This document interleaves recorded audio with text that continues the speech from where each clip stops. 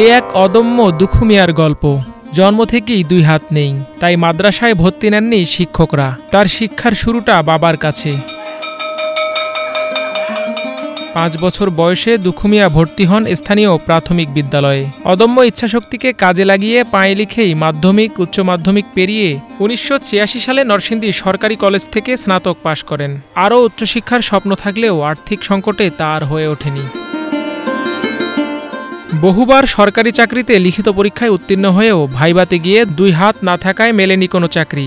এভাবেই সরকারি চাকরির বয়স শেষ হয়। তবুও থেমে যাননি দুখু মিয়া। নিজের ও পরিবারের চাহিদা পূরণ করতে শুরু করেন টিউশনি। তারই ধারাবাহিকতায় 2007 সালে প্রতিষ্ঠা করেন প্রতিভা দুখু মিয়া কিন্ডারগার্টেন স্কুল। 135 জন শিক্ষার্থীর এই স্কুলে পাঠদান করেন 9 জন শিক্ষক। তিনি নিজেও পড়ান শিক্ষার্থীদের। আমি যখন লেখাপড়া শিখেছি দেখি আমিও এই দেশের ছেলে মেয়েদেরকে কিছু দেওয়ার চেষ্টা করি, এতে আমার লার্নিং হবে, আর্নিংও হবে। তাই ভেবে আমি মনস্থ করলাম একটা শিক্ষা প্রতিষ্ঠান চালু করব। ছাত্রদেরকে আমি জিজ্ঞেস করি যে আমি যে পা দিয়া লিখি তোমরা বুঝো? হ্যাঁ, এরা সমর্থন করে, জি স্যার বুঝি। দেখো ভালো করে বুঝো নাকি? তোমরা যদি ভালো করে না বুঝো আমি তোমাদেরকে আরও ভালোভাবে বুঝাতে চেষ্টা করব। মেধাবী ছাত্র হোক, গরিব ছাত্র হোক, প্রতিবন্ধী ছাত্র হোক, আমার স্কুলে আসলে আমি অগ্রাধিকার এবং মাসিক বেতন যাদের কাছে যদি 20 টাকা নেই তাদের কাছ থেকে আমি 5 টাকা নেই। আর যারা একবারে প্রতিবন্ধী আমি কোনো টাকা নিই না, টাকা নিতে রাজি না, কারণ আমিও তো একজন প্রতিবন্ধী। দুখু মিয়ার স্কুলে প্রতিবন্ধী শিশুদের জন্য রয়েছে বিনামূল্যে পড়ার ব্যবস্থা। পাঠদান করে দুখু মিয়া জায়গা করে নিয়েছেন কোমলমতি শিক্ষার্থীদের অন্তরে।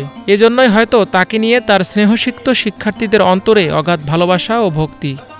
স্যারের হাত না থাকা সত্ত্বেও স্যার আমাদের পা দিয়ে খুব সুন্দর লেখাপড়া করাচ্ছেন। তার অবদানে আমরা আজকে এতটুকু এসেছি। দুর্বল ছাত্রছাত্রী যারা, তাদের জন্য স্যার এক্সট্রা ক্লাস নিচ্ছেন। যাদের হাতের লেখা সুন্দর না তাদেরকে স্যার হাতের লেখা সুন্দর করার চেষ্টা করছেন। যারা ভালো ফলাফল করছে না পরীক্ষায় তাদেরকেও স্যার অনেক চেষ্টা করছেন যে ফলাফল যাতে ভালো হয়। স্যার আমাদেরকে অনেক আদর করেন, স্যার আমাদেরকে অনেক শিক্ষা দেন।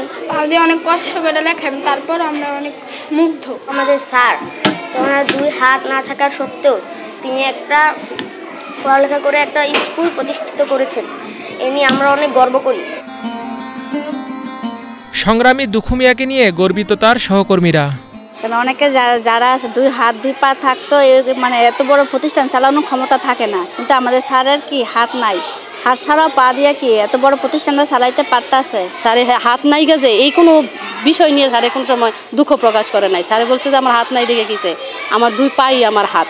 এই হাত দুটো দেখায় ছাত্রদেরকে অনুপ্রাণিত করে যে তোমাদের 2 হাত আছে, আমার তো নাই। তারপরও আমি এত লেখাপড়া করছি, এত বাবা মার সেবা যত্ন করলাম, আমি একটা প্রতিষ্ঠান দিলাম, আমি নিজের পায়ে দাঁড়ালাম, তোমরাও আমার মতো আরও বেশি ভালোভাবে দাঁড়াতে পারবা। স্কুলের পাঠদান পদ্ধতি ও দুখু মিয়াকে নিয়ে অভিভাবকদের আস্থাও বেশ মজবুত। পড়ালেখার মান এখানে খুবই ভালো। স্কুলটাকে পরিচালনা করার যে সিস্টেম, উনি খুব সুন্দরভাবে সাবলীলভাবে স্কুলটাকে পরিচালনা করছেন। সমাজে এমনও মানুষ আছে যারা নাকি সুস্থ মানুষ আছে, তারাও ঠিকমতো এতটুক জায়গায় যাইতে পারে না, উনি যেই জায়গায় গেছে। আজকে ওনার স্কুলে আমাদের ফ্যামিলির সবাই পড়ালেখা করছে, ভালো কিছু করছে বিদায় তো আমার ছেলে নিয়ে আসছে। পৈতৃক জমিতে নিজের উপার্জিত টাকায় গড়া কিন্ডারগার্টেন স্কুলটিকে একটি মডেল হাই স্কুল বানানোর স্বপ্ন দুখু মিয়ার। আমার আশা ছিল এই স্কুলটা আমি মডেল হাই স্কুলে পরিণত করব। বাংলাদেশ সরকার এমনকি যদি কোনো হৃদয়বান ব্যক্তি থাকেন বা এমন কোনো ধনাঢ্যবান ব্যক্তি থাকেন, আমার স্কুলটার দিকে একটু